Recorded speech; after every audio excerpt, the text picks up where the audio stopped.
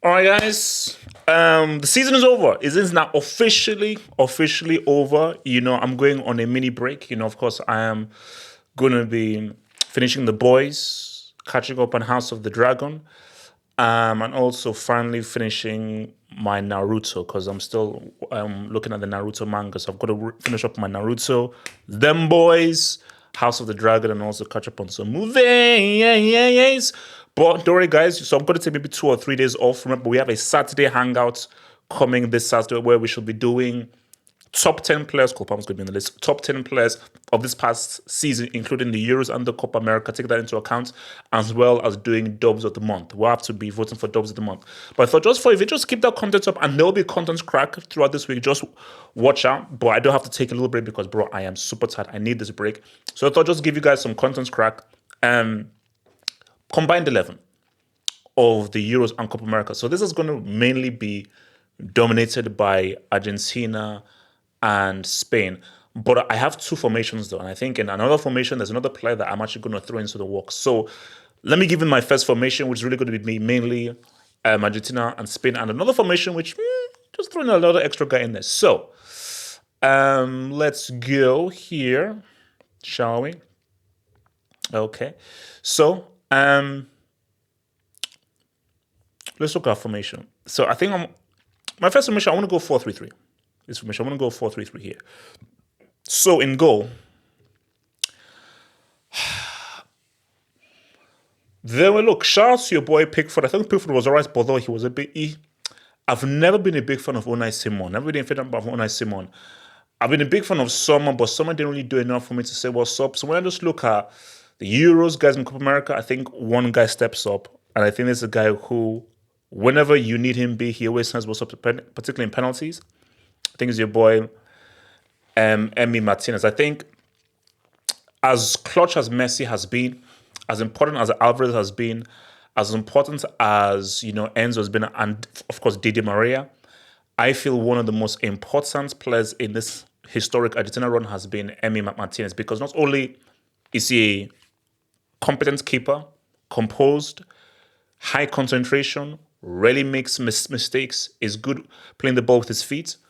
When it comes to penalties, right now in world football, there is no keeper better. So Argentina now know that we've come to penalties. We are very confident that this guy can save at least one or even two penalties. So for me, I think looking at both for Copa and Euro, I have Emi Martinez there. Left back. You may be surprised by this name. Very surprised by this name. But we are judging based on what they did at this for Copa and for Euros. So nothing about the domestic season, because this domestic season, this guy doesn't sniff it. And I will know personally. For this, you have to, bro. Cuckoo. Look, man, for some people, it'll be like, what the hell? Wait, you have Cuckoo up in that piece? Yes, I do. Because I feel that how well De La Fuente got this guy playing, and he hardly made any mistakes. In the final, he was money against Saka. Against France, he was money. So there was really a game where he was defensively out of place. But moving forward, he helped moving forward. So in the modern game, you need that total flex as a left back. Can you defend? Can you win your personal one-on-one battles? And can you provide something going forward with key runs, key passing, good intelligence crossing? And who got the assist that led Spain to the Euros was Cucurella. And also shout out to your boy Neville. So before the Euros, Neville said that the reason why Spain can't go all the way is because of Cucurella, which is a fair assessment to make based on what he did for Chelsea. But what I always say to people is don't talk too much before a tournament. That's one thing. Two thing, club football, international football, as I keep reminding people, are two very different things. Never judge a player mainly by what he has done in the club game. Club game and international game are very different. Shout out to Patrick Mboma, shout out to Closer, guys who were if in the club game, but said what's up in the international game. De La Fuente has shown that Cucurella, for him, in his system, says what's up. Right back, I think it's very clear here. And I think this guy has a shot to even make the freaking podium. Danny Carvajal. Guys, you have to realize that this guy is coming from a heart surgery. Before his heart surgery, in that Real Madrid three-peat run, you could make a strong argument he was the best right back in the world. Coming from a heart surgery, he had to recover. He had to really learn how to now really get back to his physical best. And what this guy has done post a freaking heart surgery, I repeat, post a heart surgery has been absolutely outstanding. And for Spain, he just carried on what he did for Real Madrid. Excellent defensively, extremely physical, extremely tough. One is 1v1 battles and was very competent in taking the ball forward in terms of keeping possession, intelligence passing, right decision making. He was a full dependent rock at that right back, and I think that he just held that position down supremely well. So that's why I'm going to give it to Dani Carvajal. So for my defense, I'm actually going to just put them out as a 2 because I want to talk about them as a 2. So it's, of course, Romero and Lisandro Martinez. I'm going to make a bold claim, and some people may call it crazy, but I'm going to say it. In world football, you cannot find a better defensive pairing than Lisandro Martinez and Romero. Huh? I'll say it again. In world football, the club game and the international game, you cannot name me a better defensive pairing than Lisandro Martinez and Joboy Romero. Physical, aggressive, tough, reading of the game, willing to put their bodies on the line, great communication between one another. I was never a fan of Otamendi. Now, Otamendi did his thing for the team, but I was never, ever a fan of Otamendi. So once you now put Romero with Martinez, I think this is what you call an impenetrable defense. And when you just look at that thing of Romero, Martinez, and Emi Martinez, that has been an underrated key asset as to why Argentina have won 2 Copa Americas and a World Cup. Because defensively, these guys have been amazing. But I think that these 2, what they did in the Copa Americas, like, bro, you can't score against these freaking guys. These guys are too tough. And these guys, they can get in a fight. These guys know all the cheap tricks of the trade, know how to get between themselves and the forwards. And remember, in a very physical competition as Copa America, they've said what's up. So I feel whether it's you can bring any European team, African team, Asian team, these guys are going to be very tough to break. So I'm saying again, you cannot name me a better defensive pairing than Lisandro Martinez and Joboy Romero. So let's now go to the midfield now. Now, obviously, I want to just put the midfielders down and I want to shape everything. So the first guy I'm going to put in is Fabian Ruiz. Now, I've been a fan of his since Napoli. I remember when he was at Napoli and I was like, oh, I like this guy. I like the way that this guy plays. But then he now goes to PSG and it doesn't work out. PSG, I think, is a diseased place because so many... Bryce, do you remember Draxler? Whatever happened to him? So for me, I said, no. Well, what happened to that Fabian Ruiz I saw at Napoli who was so nice on the ball, beautiful balance on the ball, great grace to the ball, knows how to break the lines, knows how to bring the ball forward, knows how to maintain control of the ball. Like, what happened to that dude? We saw him at these Euros with De La Fuente. Because so much focus on Rodri. You could make a strong argument that Fabian Ruiz was the best midfielder at this Euros. Screw that. Fabian Ruiz was the best midfield player at this Euros. Not an argument, he was. Okay, I'm a sit. I deal in absolutes. I stand in business. Fabian Ruiz was the best midfield player at the Euros.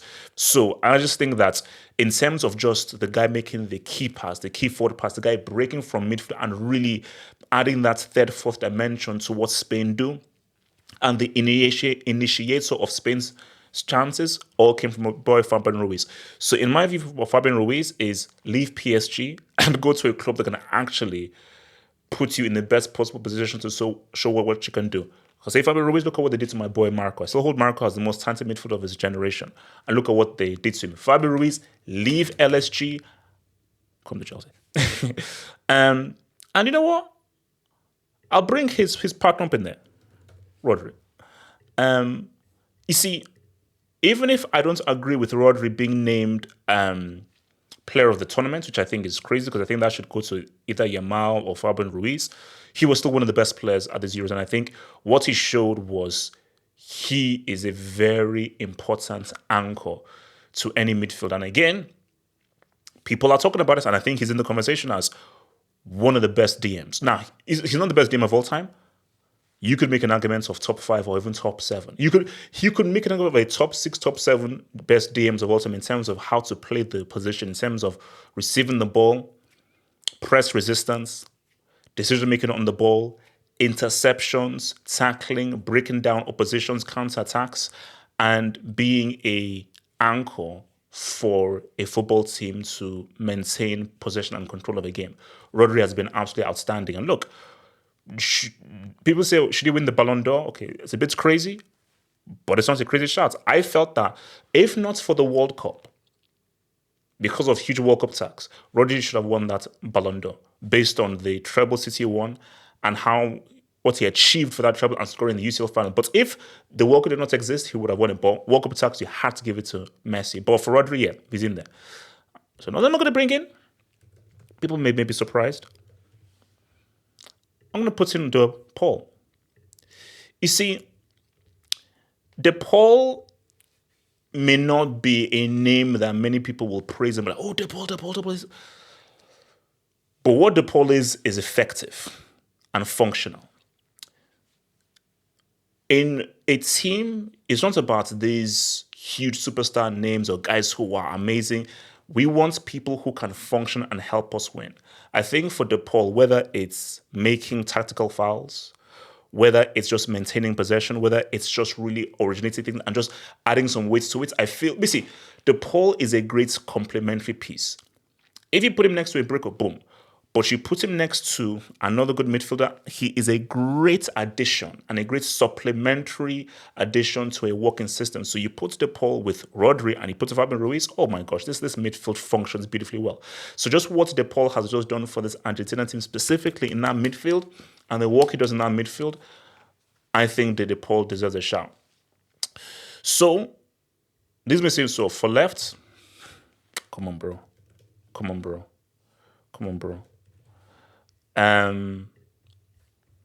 One of the stars of the Euros. Is he one of the best players? And for me, I think there was so much focus on Inaki Williams. And the guys kept on saying, no, have hope. His younger bro is better than this dude. And I always try to just look at clips of Athletic Bilbao.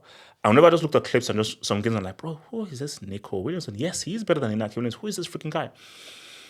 But the issue is that, it's La Liga, you're playing for Athletic Bilbao, you don't have as much shine as a Real Madrid or a Barca player. But this Euros, everybody now knows his name. And there's a reason why Barca wants to sign him so badly. Because his dribbling, his one-to-one ability, his ability to beat a man, his intelligence on the ball, knowing not to waste possession, his maturity on the ball, maturity with possession, because I know a lot of guys his age are just freaking dumb and stupid and just give away the ball stupidly. And he knows how to finish. He knows how to finish with an outstanding finish in a freaking Euro final. Just to score in a Euro final and be at such a young age is freaking huge. So 100% he's one of the stars of these Euros, and I just think he's one of the. He has announced himself onto the world, because right now you can't tell me many left-sided attackers that are better than this kid. You can't name me 2 or 3 better left-sided attackers than this Nico Williams. I just thought what he just did was outstanding, and he's bringing back that whole thing of why we like to watch football, which is taking defenders on, taking players on, playing high risk, rolling that dice, trying to beat him and trying to dribble and really trying to attack a guy and go forward. So for Nico Williams, 100%, it was a treat to watch him. And if you're Ghanaian, unlucky, bro. Come on, man. Come on, bro. I mean, what are we saying here, man? If you're a football fan, this is so exciting. This kid is 16. Well, sorry, he's now 17. But he was 16 throughout the Euros, and he scored a goal and had 7 assists as a 16-year-old. And then when he turned 17, in what was a tough game, he was like, you know what, fine, Shaw has me for this 45, but you know what, I'm going to say what's up, and I'm going to give yet another assist to my brother, Nico Williams. For Yamal, guys, this guy is 17. He's 17 years old. And what he's already accomplished as a 16-year-old is crazy. Before the Euro started, I invested stocks. Before a ball was kicked at this Euros, I said, I am now taking my stocks out of Mbappe and investing my stocks into Lamine Yamal. I'm not giving him a nickname, but investing all my stocks into Lamine Yamal because this kid is just superb. Superb. Like, again, he just knows what to do on the ball. So and this is what I just say, it's a football match, help me win. It's not about always scoring. Because to view football based on those goals, that's very obtuse and narrow-minded. It's, can you help me win? Lamine Yamal, whether he's scoring or whether he's assisting or he's passing or his crossfield pass from deep, his value to a team offensively is invaluable. And I have to repeat this. This is a teenager. A teenager right now is one of the best players in the world. Let me repeat that right now. A guy who was, for the most part, 16 and who is now 17 years old is 100% one of the best football players on planet Earth. That is freaking insane. And now you're seeing why many people in the Barca Youth Academy and La Masia were like, bro, this guy's like Messi. And this guy's talent level is either on Messi level or even higher for his age. I'm saying this right now. I don't care what anyone says. He was the best 16-year-old I've ever seen in my life. 100%. Better than R9, better than Messi. We just don't have enough footage of Pele. But remember, Pele was 17 in that 58th World Cup. He is hands down the best 16-year-old we have ever seen. Now, whether he's an amazing 17, 18, 19, 20, 21, we don't know. So, again, what I always say to people, don't compare him to Messi. You can't. Messi is insane. Don't compare him to Neymar. Now you can't. But what you can say as of right now is we are witnessing the best teenager we've ever seen. Ever. And sky's the limit for this dude. So, Lamine Yamal, superb. Guys, I know why this is apt for me to choose this. What was the most disappointing part of the Euros was how garbage the strikers were. The strikers were garbage. I mean, whether it's Morata, whether Harry Kane, whether it's Cristiano, whether it's Depay, there was such a failure of strikers. Throwing Giroud up in that piece, Marcus Thuram, everybody was trash. And Lautaro Martinez just reminded guys that respect strikers, respect finishers, respect forwards, respect guys who make runs, know how to make runs, know how to make intelligent off the ball movements, and give them a chance. It's a G. And I think Lautaro Martinez just showed in the Copa America that whether you bring me off the bench, whether you start me, I'm going to get that goal. And I'm going to come clutch for my team. So for me, Lautaro Martinez 100% for me was the best striker. Because again, the best striker at the Euros was on goal. Shout out to Og. Og was the best striker at the Euros. So, but in the Copa America, because you had, Lerma up in that piece. I mean, Dawizi was trying to do a little something. But hands down, out and out, Golden Boot winner is one thing.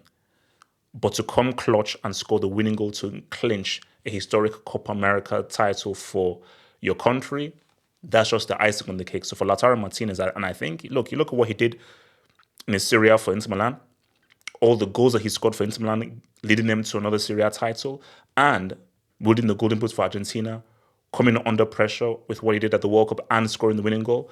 100%, this has been an amazing redemption arc for your boy Lautaro Martinez, and you have to give him that props, man. So that's my combined. But I want to. So that's just another thing that I have here. So just to change things slightly. So how am I going to do this right now? So let's do this. And I want to do this. Hold up. Okay, wait, hold up. I'm going to do this. So, what am I going to do? What? Okay, hold on. There we go. So, I have, what's his name?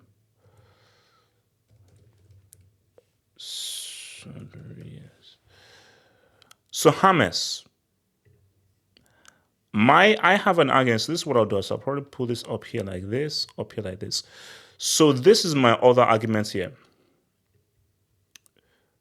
My other argument. So my other formation, because I feel that yes, they may not have won the competition. But in a alternative formation, would be a 4-2-3-1. Fabian Ruiz, De Paul as my two. Obviously, keeping Yamal on the left, Nico Williams on the right, over Lautaro Martinez, and James Rodriguez as a number 10. Because what James Rodriguez reminded us that we have to bring back number 10. So I just wanted just to put this out there. Like, that's in my prime formation, but I just wanted just to put this out there in terms of we need to bring back number 10s. We need to bring back specialists. We need to bring back the Tottis. We need to bring back the Kakas. We need to bring back those guys whose prime function is to create and to play make. The guy, I think, had a record 6 assists at the Copa America. And I think that is what makes football beautiful. If you just have a bunch of jack of all trades without any real specialists, it takes the fun out of football. And I think what James Rodriguez just reminded people is we have to bring back this role. We need to bring back this role. And I think this role is what makes football better to watch, makes it much more entertaining, and brings back the personality and the individuality into it. So, because do you know what was so crazy? Use England for an example. 10s. So you have Bellingham and Foden, both guys that can't create, both guys that can't play make, and both guys that can't thread the eye of the pass. But you're not telling me that these guys are number 10s. No. Foden and Jude Bellingham are not number 10s. They're attacking midfielders. For Bellingham, you could say he's a support striker or an attacking midfielder. Foden is an attacking midfielder. They are not number 10s. Because when it's a number 10 to me, no, there's no more than 10. If you're a number 10, your prime function is to play make first and then to goal score. But your primary function is to play make and create. Your secondary function, maybe to goal score. James Rodriguez all throughout was my primary function is to create, play make, create. So in this formation right now, this is what we'll cook. Because James Rodriguez has Yamal to his right, Nico Williams to his left, and Lautaro Martinez constantly making those striker runs as a striker. So James Rodriguez is like, wow. And for me, I'm not here to make space and to shoot like some people called Prince Philip. My thing is get the ball, Nico, make the run. Yamal, make the run. Fabian Ruiz, you're there, boom. Martinez, make the run, and I will find you. My first thing is when I receive the ball is can I find the pass? Which is what's called Palmer could have done for England, but that's for a whole other discussion. So this is my alternate view there. So yeah, so guys, tell me what you think, man. Do you agree, disagree with those, and which players would you put into your combined Copa and Euro 11, man? All right, guys, peace out. Like, subscribe, one love.